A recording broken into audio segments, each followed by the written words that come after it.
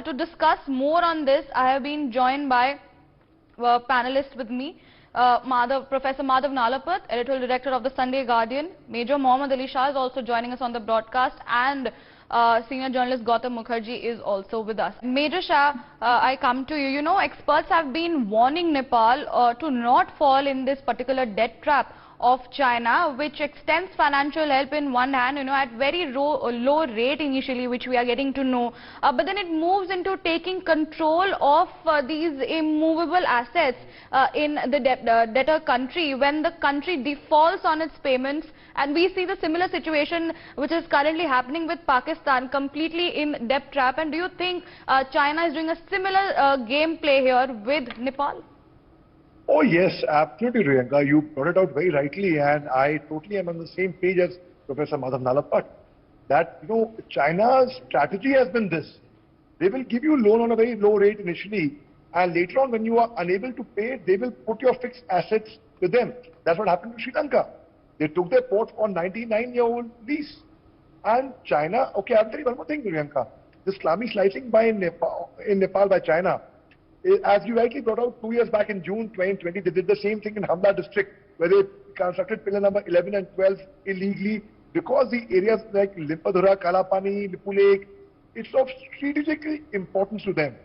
And if they get hold of that area from Nepal, they can dominate the Indian side from that side very easily. So it is they are very clear, and they also follow Sun Tzu's philosophy: win wars without fighting. I'll give you a small story, a very quick story in 30 seconds. In 1962, when we fought a war with China, there was an Indian Gurkha battalion which was at the line of actual control at China border. The Chinese soldiers came, and on loudspeaker they tried to motivate them, tried to tell them to go back, retreat. You are Nepalese. Don't fight, don't join hands with India and fight against us, go back to your country. The Nepalese soldiers, the Gurkhalis, their loyalty is unquestionable. They gave China a befitting reply.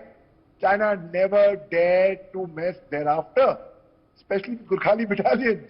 As Field Marshal Sam Manekshaw once said, if a man is not scared of dying, he's either lying or he's a Gurkha. So that is the strength of our Gurkha troops. Gurkha troops are there, Nepalese troops that is, are there in the British Army, they are there in the Indian Army.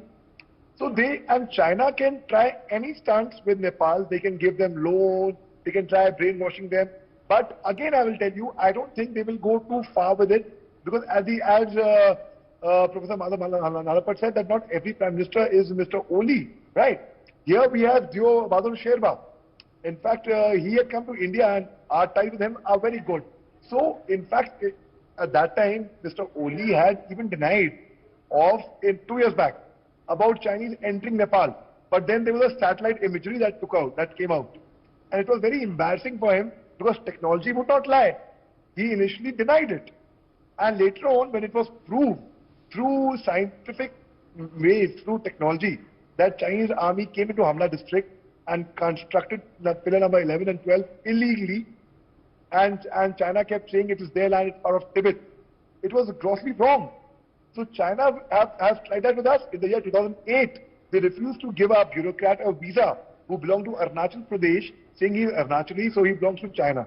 So these are the kind of funny stunts that China is trying. Now coming back to your question once again, that yes, China did that with Nepal, with Sri Lanka, and look, we had given $2.8 billion as a bailout to Sri Lanka in the month of February and March.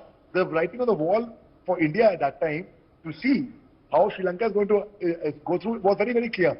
They've done the same thing with Pakistan. They were best of friends because of the CPAC, the China-Pakistan Economic Corridor. But when some of the Chinese engineers died at a dam, China asked Pakistan for compensation. Slowly, because Pakistan and China, their relationship is based on materialistic things. It is not unconditional the way India has in Nepal or Bhutan. It is heartfelt. But here it was matlab. Here there was a motive behind it. So China will ultimately buy the brunt, and I don't think they can go too far with this kind of tactics that they are doing. Priyanka. All right, Major Shah, thank you for your input. With that, I thank all our guests who joined us on the broadcast and gave out their precious comments.